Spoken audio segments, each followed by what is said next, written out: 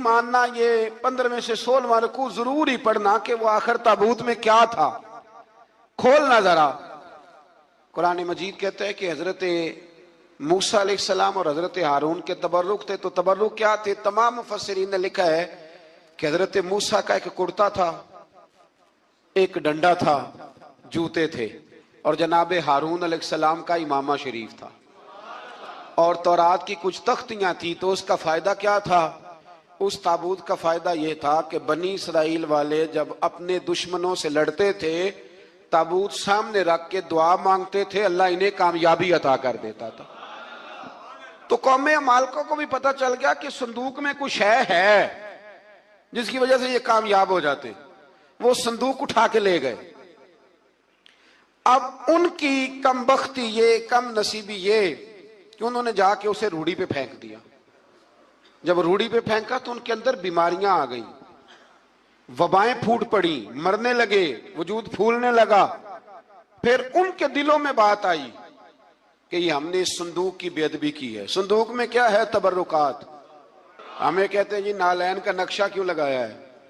تمہارے تو بزرگوں کا عقیدہ ہے سر پہ رکھنے کو مل جائے اگر نقش نالے پاک حضور تو پھر کہیں گے کہ ہاں تاجدار ہم بھی ہیں۔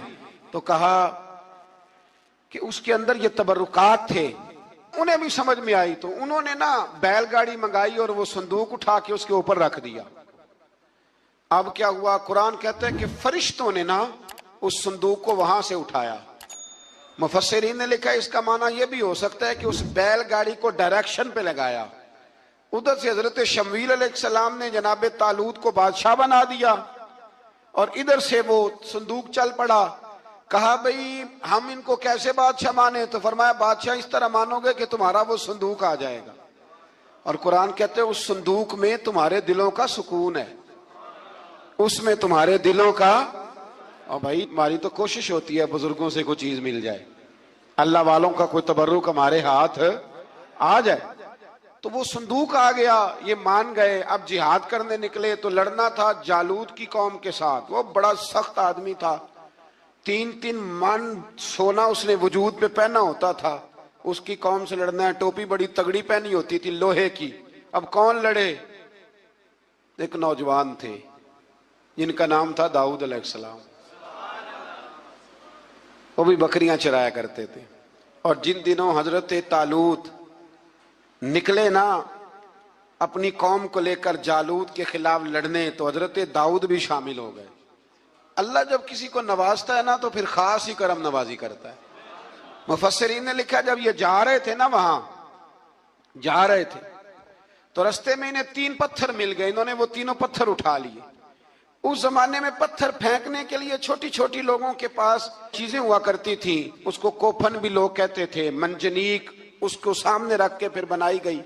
تو آپ کے پاس بھی وہ آلہ تھا جس سے دشمن پر پتھر مارے جاتے تھے، تو آپ وہ مشین لے کر، وہ آلہ لے کر وہاں پہنچے ہوئے تھے، 3 پتھر آپ کے پاس تھے۔ آپ فرماتے اس دن میں بڑا بیمار تھا، اتنا بیمار تھا کہ میرا رنگ پیلا ہو گیا۔ اب وہ جالوت کے سامنے کوئی نہیں جاتا تھا، تو جناب طالوت کہنے لگے کہ جو جالوت کو مارے گا نا، یعنی ان کے بادشاہ کو اس قوم کے، تو میں اسے اپنی آدھی سلطنت بھی دے دوں گا اور اپنی بیٹی کا نکاح بھی اس کے ساتھ کر دوں گا۔ دیکھیں اللہ نوازتا ہے تو کس انداز میں نوازتا ہے۔ تو حضرت داؤد کہتے ہیں وہ دور کھڑا تھا تو میں نے نا 3 پتھر مارے۔ بھئی ہمت کرنا تو ہمارے ذمہ ہے کہ نہیں؟ میری ملت کا جوان کہتا ہے میں نے کرنا کرانا کچھ نہیں، یعنی اگر آپ کہیں نا کچھ کرو تو پھر وہ کوئی کام کرنے کی مطلب معاملہ۔ وہ مجھے کل ایک سنگی کہہ رہے